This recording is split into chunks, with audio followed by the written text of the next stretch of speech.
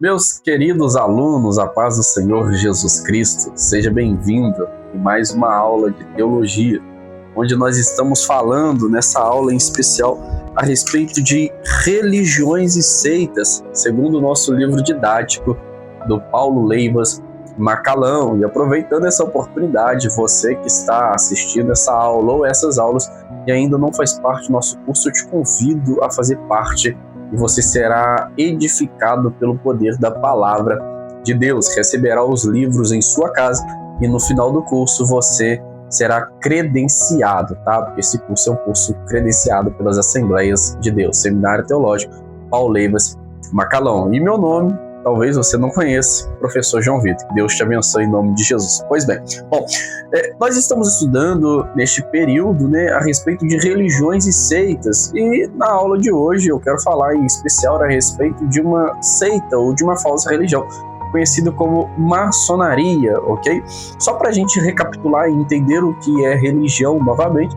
Religião vem da palavra religare. Religare significa religação, ou religar, e religar-se com Deus, isso significa religião. Igual que é a maneira pela qual nós religamos ou reconectamos com Deus, através da crença em Jesus Cristo. Jesus é o único mediador entre o homem e Deus. E Jesus, ele se manifesta por meio da sua palavra. Então, o que uma religião precisa para se tornar uma verdadeira religião? Primeiro, ter Jesus como centro. Segundo, ter a palavra de Deus, a Bíblia, como prova de fé, como aquela que guia, como legislação, uma lei, aquela que nos direciona, ok? Isso é uma verdadeira religião.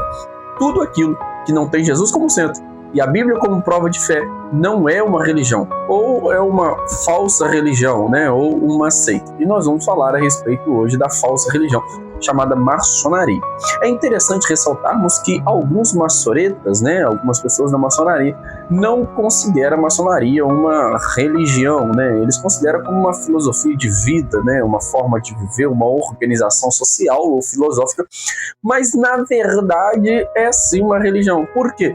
Porque os ritos de iniciações, você precisa, em alguns desses ritos, você precisa negar a Trindade, Você precisa fazer ritos de iniciações, existem ritos, existem dogmas, existem crenças dentro da maçonaria, então é sim uma religião, ok? Bom, primeiro, como de costume, vamos falar a respeito do seu resumo histórico, E falar do resumo histórico da maçonaria é um pouco difícil. Por quê? Porque existem várias ideias, várias teorias, vários resumos acreditados pelos seus crentes, pelos seus adeptos, um mais cômico do que o outro. Vamos falar a respeito apenas de alguns de forma rápida e resumida para que nós venhamos entender melhor a sua origem. A primeira teoria é que ela surgiu por meio da civilização perdida de Atlântida, que é uma civilização antediluviana. Inclusive eles acreditam, alguns,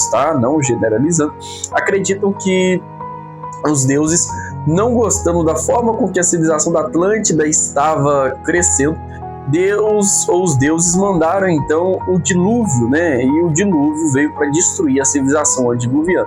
Porém, sobrou um adepto, ou remanescente da civilização, que era filho de Noé, chamado Cã. Cã deu origem a seu filho, que seu filho deu origem aos egípcios, que passou para frente a maçonaria. Inclusive, eles acreditam, dizem que Hitler era maçom, e um dos motivos pelo qual Hitler massacrou e acabou com os judeus é realmente com o propósito de construir um novo mundo, porque os judeus ou os hebreus eram os que restavam da civilização antediluviana, é isso que alguns pregam, ok?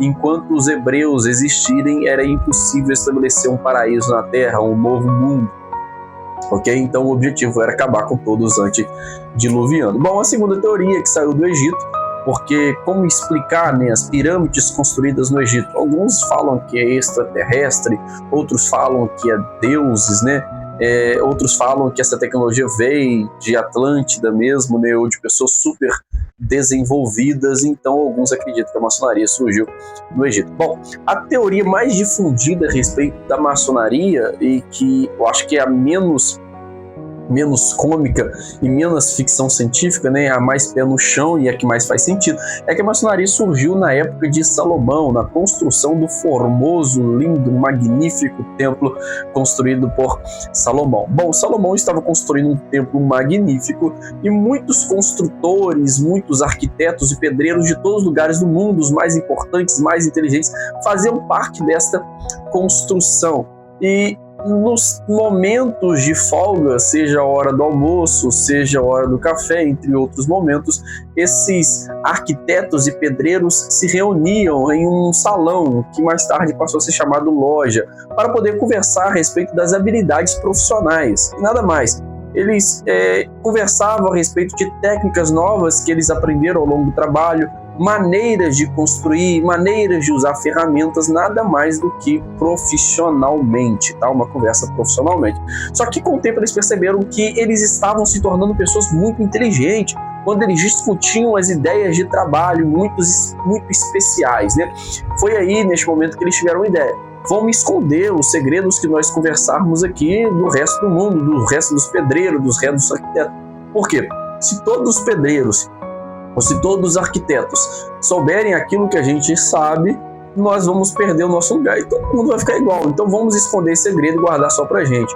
Foi quando eles começaram a conversar por meio de códigos em suas construções. Por quê? Para que outros pedreiros que estavam trabalhando lado a lado com eles não viessem aprender as técnicas que eles aprenderam na loja maçônica. Ok? Então, basicamente, no início de tudo, era nada mais e nada menos do que uma organização profissional, ok? Inclusive, você vê os símbolos maçoretas, são todas ferramentas de pedreiro, ferramentas de arquiteto, principalmente da época de antes de Cristo, da época, ferramentas usadas pelos sacerdotes e sumos sacerdotes do templo de Salomão. Só para você ter ideia que surgiu, né, de forma profissional a ideia da maçonaria. Bom, como ela se tornou uma religião durante os anos, né? Como é que ela foi se tornando a seita que hoje nós conhecemos, maçônica, né? Como é que os ritos entraram nessa religião? Bom, é simples. As pessoas que se reuniam ali, cada uma pertencia a uma religião diferente, né? Como cada uma pertencia a uma religião diferente, quando elas se reuniam, elas conversavam sobre profissionalmente, mas também começaram a conversar a respeito de suas determinadas religiões, né? Foi aí que os dogmas começaram a unir, os ritos começaram a se unir, os segredos começaram a entrelaçar um com o outro e eles criaram os seus próprios segredos, ok? Então a maçonaria, eu diria que é um caldeirão de todas as religiões misturadas ali. Seja o judaísmo no meio, seja o paganismo, seja o egípcio, o babilônico, ok? Basicamente parecido com uma sociedade espírita. E, inclusive, eles acreditam que só existe um Deus, este Deus é o grande arquiteto do universo, e este Deus é manifestado em cada uma das religiões de forma diferente. No cristianismo, o grande arquiteto é Cristo. No budismo, o grande arquiteto é Buda, né? No shintoísmo, o grande arquiteto é o shintoísmo. Então, eles acreditam que existe um arquiteto no mundo, que ele é manifestado de forma diferente dependendo da sua crença, da sua religião. A maçonaria é, sim, uma grande mistura de dogmas, de ritos, de crenças e de outras religiões. Bom, conversando, né, basicamente é isso, ok? Quando que surgiu os ritos, né, ou os mitos a respeito da maçonaria? Bom, a maçonaria ganhou mais peso e mais força na época do Iluminismo, no século XVII, no século XVIII. A igreja, na Idade Moderna, ela mandava em toda a Europa e praticamente em todo o mundo. Qualquer um que ia contra os dogmas da igreja ou a crença da igreja era considerado como herege ou simplesmente herético, era perseguido pelo Tribunal do Santo Ofício ou a Inquisição, que no caso era um exército particular da igreja. Era perseguido e esse exército particular tinha poder e autoridade para matar essas pessoas que eram consideradas como heréticas, tá? Ou hereges. Porém, no século XVII, quando o iluminismo começou a aparecer, as pessoas começaram a ter um pouco mais de livre-arbítrio, né? As pessoas começaram a expressar melhor os seus sentimentos sem ser perseguido pela igreja, ok? Foi quando o Tribunal de Santo Ofício perdeu um pouco o seu poder e a sua autoridade de ir contra os heréticos. E foi neste momento que esta religião, esta seita da maçonaria começou a ganhar mais poder, né? Porque muitas pessoas começaram a ficar curiosas a respeito da maçonaria e começaram a entrar para a maçonaria. Foi quando o Papa Leão VIII, por exemplo, ele declarou a maçonaria uma seita e começou a difundir ideias a respeito da maçonaria, começou a espalhar mitos a respeito da maçonaria, né, que eles praticam rituais espíritas, entre outros mitos que têm a ver mais com o satanismo, ok? E começaram a espalhar esses mitos. Foi quando a maçonaria passou a ser conhecida de forma grande a respeito dos seus mitos espalhados pela igreja nesta determinada época. Eles não fazem questão nenhuma de desmentir a respeito desses mitos criados a respeito deles, tá? Por quê? Porque quanto mais falam deles, seja para elogiar ou para criticar, seja para o bem e para o mal, mais poder eles ganham, mais influência eles ganham, mais ibope, mais eles são conhecidos, mais eles vão se tornando famosos, ok? Então eles não fazem questão nenhuma de desmentir esses mitos criados por eles, ok? Bom, qual que é o grau, né? Basicamente, o grau mais conhecido, né, na maçonaria, ou a doutrina mais conhecida na maçonaria, ela é dividida em 33 graus. Existe o rito de iniciação, tá? Um neófito, quando ele se torna maçom, ele passa pelo rito de iniciação, no qual ele põe vestes que eles escolheram, coloca uma venda no olho, ele vai perante uma porta e ele então promete que não irá contar nenhum segredo que ele aprender lá dentro. É claro que cada nível, conforme você vai subindo, você vai descobrindo mais a respeito da maçonaria, e a cada nível existe um rito diferente, um ritual diferente. Eu creio que quando você vai atingindo os níveis mais acima, com certeza deve ter alguns rituais que tem a ver mais com o espiritismo, mais com a sociedade espírita, ok? Conforme você vai subindo de nível. Bom, os segredos maçônicos, só para a gente entender melhor, não é nada mais e nada menos do que interpretações de suas determinadas religiões, né? Eu leio a Bíblia, eu interpreto, vejo uma coisa diferente, eu levo lá para dentro da organização maçônica, e outro leva outra coisa, e ali nós vamos difundindo ideias, conversando, e nós chegamos a uma conclusão. Então o Buda aqui é Cristo, né? E entre outros segredos a respeito da maçonaria, e eles chamam de grandes segredos, que não é nada mais e nada menos do que certas linhas de interpretações que eles entendem, interpretam a respeito do mundo e conversam a respeito deles, tá? Muitos segredos são simplesmente teorias da conspiração. Bom, existe sim alguns segredos materiais, né? Focados na terra, focados na política, no dinheiro e por aí vai. Por quê? Porque os maçônicos, eles têm grande influência no mundo público, né? Seja na política, seja por meio de dinheiro, da vida social, tem grande influência. Por isso que muitos decidem fazer parte desta religião. Por quê? Porque ele pode ser beneficiado de uma certa forma através de um artista, através de um cantor, através de um político que faz parte da maçonaria. Então eles são focados nos bens materiais e nas obras que acontecem aqui embaixo. Bom, os cultos maçônicos, né?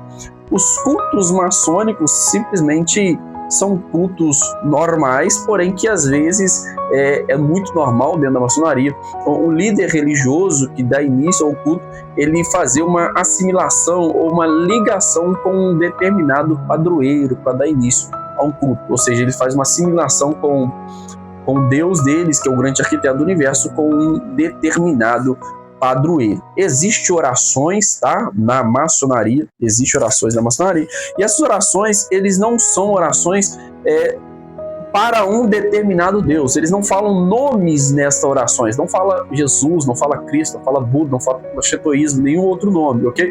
Ele simplesmente faz as suas orações, é claro, focando no bem material ainda, focando nas obras, ok? Bom, um ponto interessante a respeito da maçonaria é quando alguém morre. Quando alguém morre, eles fazem 3 orações na maçonaria para esse maçoreta que morreu. A primeira oração é no funeral. A segunda oração é na sua antiga casa ou na igreja no qual ele fazia parte. E a terceira oração é no cemitério. eles acreditam, dizem que o maçoreta, quando ele morre, ele sai da loja terrestre para entrar na loja celestial junto com o grande arquiteto do universo. Então, basicamente, né, de forma rápida e resumida, para a gente entender, a maçonaria é isso, ok? Bom, a pergunta que gera agora, só para a gente concluir, é: um cristão, um verdadeiro cristão, pode se tornar maçom? A resposta é não. Por quê? Algumas questões que não permitem com que nós fazemos parte da maçonaria. A primeira questão, é claro que eu já falei muitas e você já deve ter entendido, mas a primeira questão é a respeito das obras. Eles pregam a salvação por meio das obras, né? Quanto mais obra a pessoa faz e por aí vai, a pessoa será salva. Mas sabemos que, segundo a Bíblia, a salvação não é por meio das obras. Toda falsa religião prega que a salvação é por meio das obras. Toda seita prega que a salvação é por meio das obras. Mas sabemos que a salvação é por meio da nossa fé e da nossa fé em Jesus Cristo. Outro ponto é que eles prometem segredos de algo que eles nem sabem ou de algo que eles vão entender ao longo do tempo. Mas sabemos que uma da ordenança de Deus é ir por todo mundo e pregar o evangelho a toda criatura. Deus não nos pede segredo, segundo as interpretações bíblicas. Se a gente interpretar um texto, entender um texto e conseguir entender e interpretar aquilo que ele diz, nós devemos passar, devemos pregar, devemos ministrar, devemos evangelizar. Okay? Um terceiro ponto é que eles pregam que nem todos podem ser salvos. Somente os que fazem parte da maçonaria podem obter a salvação. Inclusive, eles chamam qualquer outra pessoa que não faz de maçonaria, não faz parte da maçonaria, de profano ou de ignorante. Ele se coloca em um patamar de superioridade, como se o resto do mundo, inclusive nós, né, somos o resto do mundo para eles, somos pessoas profanas e ignorantes que não entendemos a complexidade ou a totalidade ou a plenitude do mundo. É isso que eles creem, né? Outro ponto é que eles não acreditam na Trindade, tá? Pai, Filho, Espírito Santo, e é uma doutrina crucial para o cristianismo. Eles dão qualquer nome para Deus, tá? Deus pode ser chamado de qualquer forma para eles, não importa a religião que você faz parte, você pode fazer parte de duas religiões, tanto a sua como a maçonaria. E o ponto final é a respeito dos seus símbolos. Os símbolos deles foram tirados do paganismo babilônico, egípcio, inclusive também judaizante, né? Entre outros símbolos que foram tirados do paganismo, ok? Enfim, um cristão não pode ser maçom. E este é a nossa aula a respeito da maçonaria. Eu te espero na próxima aula, em nome de Jesus.